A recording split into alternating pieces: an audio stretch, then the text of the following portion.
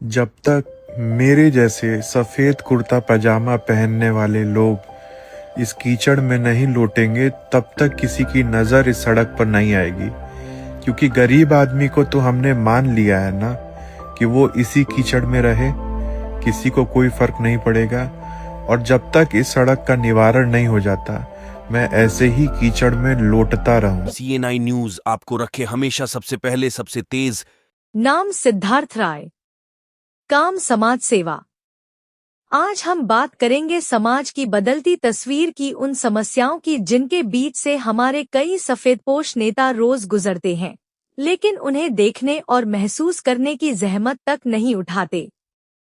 चुनाव के समय यही जनता उन्हें भगवान दिखाई देती है, लेकिन चुनाव खत्म होते ही वही जनता टूटी सड़कों, कीचड़, जल भराव और बदहाल व्यवस्थाओं के बीच अपनी जिंदगी गुजारने को मजबूर हो जाती है।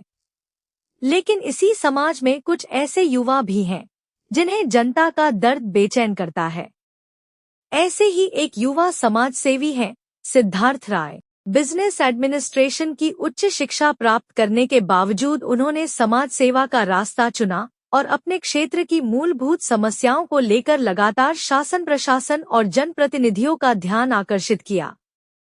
हम बात कर रहे हैं जनपद गाजीपुर के विकासखंड सदर अंतर्गत फतेहुल्लापुर कोड़नियापुर मार्ग की, जिसकी जर्जर और कीचड़युक्त सड़क लोगों के लिए वर्षों से परेशानी का कारण बनी हुई है।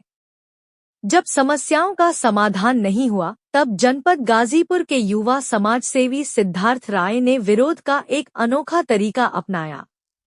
उन्होंने सफेद कुर्ता पायजामा पहनकर खुद कीचड़ से भरी सड़क पर उतरने का फैसला किया। वह कीचड़ में चले, कीचड़ से लिपटे और प्रतीकात्मक रूप से यह संदेश दिया कि केवल सफेद कपड़े पहन लेने से कोई जननेता नहीं बन जाता। सच्चा जनसेवक वही है जो जनता के दुख दर्द में उनके साथ जमीन पर उतरकर संघर्ष करे और समस्याओं के स्थायी समाधान के लिए आवाज उठाए।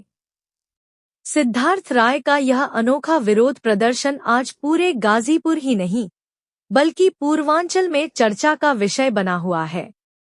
उनके इस अभियान ने समाज को एक नई सोच दी है और उन नेताओं को भी आईना दिखाया है जिनका जनता से जुड़ाव केवल चुनाव तक सीमित रह जाता है। समाज अब ऐसे युवाओं की ओर उम्मीद भरी नजरों से देख रहा है जो केवल बातें नहीं, बल्कि जनता के बीच उतरकर बदलाव की लड़ाई लड़ रहे हैं। कुर्ता पैजामा पहनने का काम करते हैं, उनके कपड़े पर एक छींटा ये कीचड़ जब पहुंच जाता है तो उनका कपड़ा ड्राई क्लीन के लिए चला जाता है लॉन्ड्री के अंदर।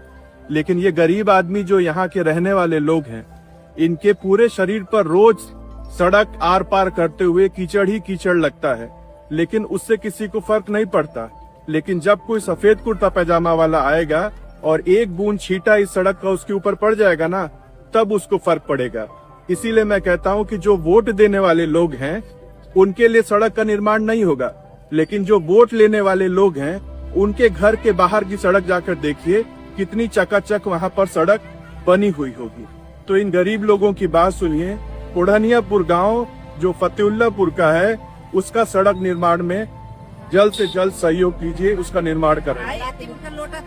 अच्छी तनी बताएं, सड़क बने की चाहिए कि ना बने? सड़क बने की चाहिए। कब से ऐसा ना सड़क कहा है? सबके साथ सब परेशानी है। बहुत दिन से बना? बहुत दिन से बना। आप लोग भी बताइए सड़क कब से ऐसे है? हर साल 10 बरिस से ऐसे ही सड़क है सर। और कोई आते हैं लोग वोट मांगने तो बनाते हैं? नहीं, सड़क कोई अधिकारी कोई आते हैं तो बनाते हैं? नहीं, कोई साहब इसका कोई निवारण नहीं करते।